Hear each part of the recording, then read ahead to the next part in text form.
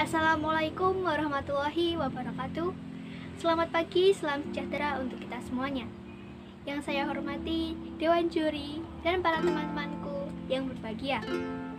Pertama-tama, marilah kita panjatkan puji dan syukur kehadirat Allah Subhanahu wa Ta'ala yang telah memberikan banyak sekali rahmat serta kasih sayangnya, sehingga kita dapat melaksanakan lomba penyuluh kampanye aksi pengurangan sampah pada hari ini dengan keadaan sehat tanpa kekurangan suatu apapun. Perkenalkan, nama saya Jingwan Banyu Bening. Saya adalah kader Akiwiyata dari SMP Negeri 2 Pagem, Yogyakarta.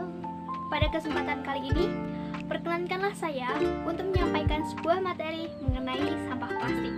Tapi sebelum itu, untuk menambah semangat kita pada hari ini, jika saya menyapa kalian dengan selamat pagi, silahkan dijawab dengan tangan mengepal dengan pagi, luar biasa. Mari kita mulai. Selamat pagi, luar biasa.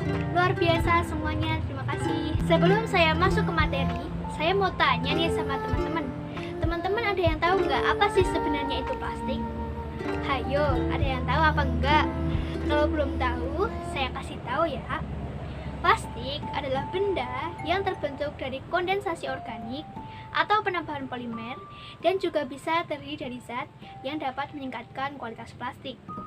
Plastik didesain dengan variasi yang sangat banyak dengan berbagai properti yang dapat menoleransi panas, keras, ketahanan, dan lain sebagainya.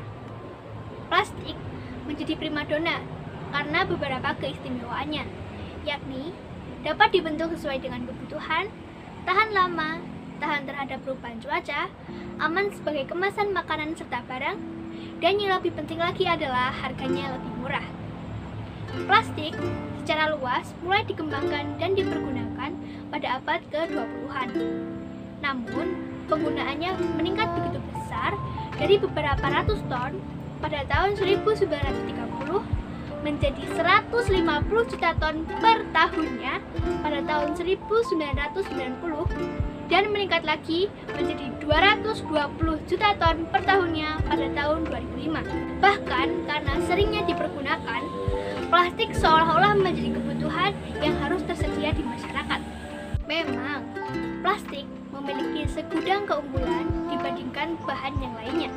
Namun, perlu kita ketahui, plastik yang sudah tidak dipergunakan akan sangat berbahaya bagi lingkungan, di mana istilah plastik yang sudah tidak digunakan sering kita sebut dengan sebutan sampah plastik.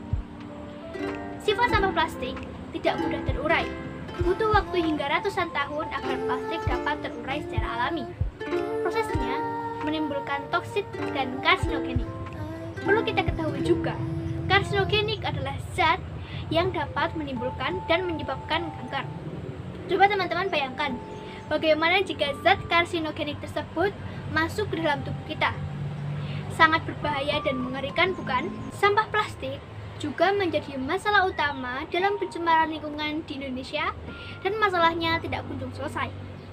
Di Indonesia, menurut data statistik persampahan domestik Indonesia, jenis sampah plastik menduduki peringkat kedua di dunia sebanyak 5,4 juta ton per tahunnya atau sekitar 14% dari total produksi sampah. Menumpuknya sampah plastik dengan tingkat produksinya yang kian tinggi menjadi masalah untuk kita bersama.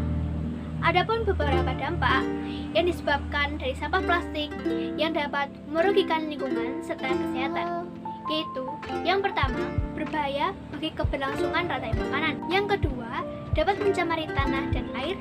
Yang ketiga, terjadinya pemanasan global. Yang keempat, polusi udara. Yang kelima, memicu penyakit kanker dan hepatitis. Dan masih banyak lagi dampak negatif yang disebabkan dari sampah plastik. Padahal, jika sampah plastik diolah dan dikelola dengan baik, dapat menghasilkan keuntungan sebesar 16.379.472 rupiah per bulannya dari hasil produksi 48 ton sampah plastik. Adapun beberapa cara yang dapat kita lakukan untuk mengolah, mengelola, dan mengurangi menumpuknya sampah plastik. Cara-cara itu sering kita sebut dengan 3R: reduce, reuse, dan recycle. Nah teman-teman, saya mau tanya nih sekali lagi, ada yang tahu nggak sih apa sebenarnya itu 3R? 3R adalah konsep langkah urutan untuk mengelola sampah dengan baik dan benar. Yang pertama adalah reduce. Reduce berarti mengurangi. Langkah ini mengajak kita untuk mengurangi penggunaan produk yang nantinya akan menimbulkan sampah. Yang kedua, reuse. Reuse berarti menggunakan kembali. Langkah ini mengajak kita untuk menggunakan kembali barang yang sudah tidak dipakai. Contohnya adalah menggunakan botol plastik bekas menjadi pot tanaman, tempat pensil, dan lain sebagainya. Yang ketiga atau yang terakhir adalah recycle. Recycle berarti mendaur ulang. Langkah ini sama dengan memberikan kesempatan kedua bagi produk bekas untuk dapat digunakan kembali. Dengan demikian, produk yang sudah didaur ulang dapat dimanfaatkan dan dipergunakan kembali. Teman-teman, sekarang sudah tahu kan bagaimana cara mengolah dan mengelola sampah dengan baik? Mari kita terapkan di kehidupan kita sehari-hari dalam pengelolaan sampah. Mulai sekarang, marilah kita tanamkan kesadaran dari diri kita.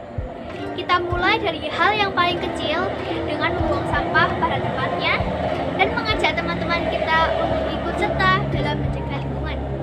Kalau bukan kita, siapa lagi yang akan menjaga lingkungan? Hidup bersih dan sehat, terbebas dari sampah. Mungkin hanya ini yang dapat saya sampaikan. Tapi sebelum saya tutup, saya ada satu lagu nih, temanya tentang sampah. Dengerin ya. 1, 2, 3. Pasukan semut, ayo bekerja. Ambili sampah, lalu kumpulkan. Pisahkan daun, pisahkan plastik, pisahkan kertas. Lingkungan bersih, hijau dan sehat, hati gembira. Saya akhiri di sini. Semoga apa yang saya sampaikan pada kesempatan kali ini bermanfaat untuk kita semuanya. Bila ada kesalahan, mohon dimaafkan. Wabillahi taufiq wal hidayah. Wassalamualaikum warahmatullahi wabarakatuh.